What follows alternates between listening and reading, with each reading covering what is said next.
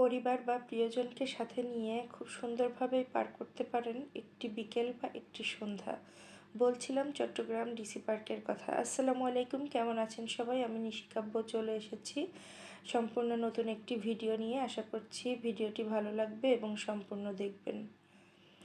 তো গিয়েছিলাম চট্টগ্রাম ডিসি পার্কে এই শীতে, জানুয়ারিতে, যখন সেখানে ফ্লাওয়ার ফেস্টিভ্যাল চলছিল তখন একদমই শুরুর দিকে গিয়েছিলাম। আসলে আমি জানতাম যে ওই দিনই উদ্বোধন হবে, এরকমটাই। তবে যাওয়ার পরে যেটা বুঝতে পারলাম যে অফিসিয়ালি উদ্বোধনটা তার পরের দিন হবে। তখনও এর জন্য কাজকর্ম সেখানে চলছিল, সাজানো গোছানো সব কিছু। তো তারপরেও প্রচুর পরিমাণে ভিড় ছিল যেহেতু শুক্রবার ছিল। আর মেন গেট দিয়ে ঢোকার পরেই ফ্লাওয়ার ফেস্টিভ্যালের যে ভেন্যুটা ছিল, ভেন্যুর যে ম্যাপ সেটা এখানে দেয়া ছিল। আর কত রকমের ফুল দিয়ে সাজানো হবে পুরা ডিসি পার্কটা, সেটারও এখানে উল্লেখ করা ছিল। প্রায় 150-র উপরে প্রজাতির ফুল দিয়ে এই ফ্লাওয়ার ফেস্টিভ্যালটা অনুষ্ঠিত হয়েছিল। আসলে সত্যি বলতে গেলে এত ফুল আমি জীবনে কোনো দিন কোথাও একসাথে দেখিনি। আর এত প্রজাতির ফুল, সবগুলা ফুলের নামও আমি জানি না। এমন ফুলও আছে যেটা আমি প্রথমবার এই ফেস্টিভ্যালে গিয়েই দেখেছি। আর চট্টগ্রামে আছি বেশ কয়েক বছরই, তো এই ফেস্টিভ্যালটাও লাস্ট কয়েক বছর ধরে হচ্ছে, কিন্তু আগে কখনো যাওয়া হয়নি। এবছরটাই প্রথম গিয়েছিলাম এবং বেশ এনজয় করেছি গিয়ে। আর ডিসি পার্কটা আগেও গিয়েছি। পার্কটা খুব বেশি বড় না হলেও যতটুকুন জায়গা তার মধ্যে সাজানো গোছানো পরিপাটি একটি পার্ক। পার্কটি শহর থেকে একটু দূরে, শহরের বাইরে বলা চলে আর কি। যে বেড়িবাঁধটা আছে, বেড়িবাঁধের কোল ঘেঁষেই গড়ে উঠেছে। চট্টগ্রামে যারা আছেন কম বেশি তারা সকলেই জানেন বা চেনেন এই পার্কটি সম্পর্কে, তাদের ধারণা আছে। আর চট্টগ্রাম শহরের মধ্যে যে কোনো জায়গা থেকে সিএনজি নিয়ে খুব সহজে চলে যাওয়া যায় এই ডিসি পার্কে। তো কথা বলতে বলতে দেখতেই পাচ্ছেন কত রকম ফুল দিয়ে কত ডিজাইন তৈরি করেছে।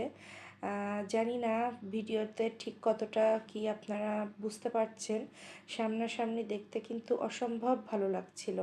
আর সবচেয়ে মজার যে ব্যাপারটা ছিল, ওখানে গিয়ে দেখি মানে ব্রাইডাল ফটোশ্যুট হচ্ছে। তো আমি বলবো যে এই ব্রাইড লাকি, কারণ যেহেতু ফেস্টিভ্যালটা সবসময় হয় না, 1 মাসের জন্য হয়। তো লাকিলি সে এই ফেস্টিভ্যালের মধ্যে তার বিয়ের ডেট পড়েছে এবং শ্যুট করতে পারছে। জিনিসটা বেশ ভালো লেগেছে আমার কাছে। আর তাছাড়া এমনিতেও যারা ঘুরতে গিয়েছে এখনও কম বেশি সকলেই তো ফেসবুক, ইউটিউবে ভিডিও আপলোড দেয়, রিলস বানায় মোট কথা। তো সকলেই আর কি ছবি তোলা, ভিডিও করা নিয়ে ব্যস্ত ছিল। তো যথারীতি আমিও সেটাই করছিলাম, ঘুরছিলাম, সব কিছু দেখছিলাম আর ফাঁকে ফাঁকে এই একটু একটু করে ভিডিও করে নিচ্ছিলাম। আর পুরা পার্কটা ঘুরে দেখতে এতটাই ভালো লাগছিল যেটা বলার মতো না। আর পরিবার নিয়ে গেলে, বাচ্চা কাচ্চার সাথে থাকলে তারা অনেক বেশি এনজয় করবে। আর যেহেতু সন্ধ্যা হয়ে গিয়েছিল, বিকেলে গিয়েছিলাম, সন্ধ্যা হয়ে গিয়েছে, পুরো পার্কটা লাইটিং দিয়ে এত সুন্দর করে লাইটিং করেছে। আর মাঝে যেহেতু চারকোনা বিশিষ্ট একটি পুকুর আছে, অসম্ভব সুন্দর লাগছিল। আর এই পাশটা ছিল বাচ্চাদের খেলার অংশ। এটা সবসময় এই রাইডগুলো থাকে। আর যেহেতু ফেস্টিভ্যাল চলছিল আর শুক্রবার, এর কারণে ভিড়টা একটু বেশি ছিল যদিও। তো বাচ্চারাও এখানে বেশ ভালো এনজয় করে। আর ছোট বড় সকলেই ফুল ভালোবাসে না এমন মানুষ কিন্তু খুঁজে পাওয়া যাবে না।